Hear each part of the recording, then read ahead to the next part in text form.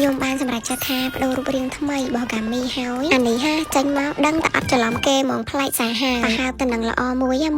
មានសម្បកប្រអប់អីវ៉ាន់របស់ខ្ញុំដែលប្រើហើយកុំកវត្តចោលប្រយ័ត្នស្ដាយក្រោយតិចអត់មានអ្នកដឹងថាកាមីនេះញ៉ាំដើម្បីអីឃើញតែសាច់តំណាប់តុនរសជាតិជូរអែមឈ្ងុយក្លិនតាពាំងបាយជូរអញ្ចឹងមែនណាប៉ុន្តែញ៉ាំទៅជួយស្បែករបស់យើងច្រើនខ្លាំងណាស់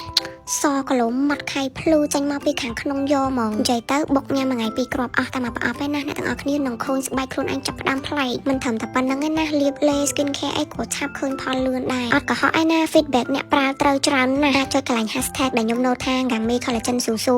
ចុចគឺ load feedback មកកណូកូដដឹកឲ្យអ្នកគ្នាតាមដានហ្មងដោយសារ Gami នេះគេផលិតមកតម្រូវតាមសុខភាពស្បែកនិងអាកាសធាតុរបស់ប្រជាជនខ្មែរយើងផ្ទាល់អញ្ចឹងវាអត់ចម្លែកទេដែលអ្នកគ្នាញ៉ាំទៅឆាប់ឃើញផលណាឥឡូវបកមករឿងយើងវិញម្ដងតាមពិតទៅមិនមែនបដូររូបរាងថ្មីស្អីទេអ្នកគ្នាដល់ពេលដែលខ្ញុំត្រូវ refill វាចូលប្រអប់ទុកញ៉ាំមកព្រោះខ្ជិលនឹងអារឿងអង្គុយហាចម្ដងមកប្រអប់ខ្លាំងណាស់សុកចិត្តដាក់អញ្ចេះមកគាត់ណាឃើញគឺមានអារម្មណ៍ចង់ញ៉ាំហ្មងណាមួយអាប្រអប់នឹងវាខ្ជូតមានច្រើនជាន់ខ្ញុំខ្ជិលយក Gami យកមកដាក់លើទូសម្អាងច្រើនញ៉ៃចំណេញកន្លែងអញ្ចឹងអ្នកដែលគាត់មានប្រអប់ Gami ប្រើហើយទុកឲ្យស្រួលណាកុំបោះចោលឲ្យសោះទុកដូរយកវ័ន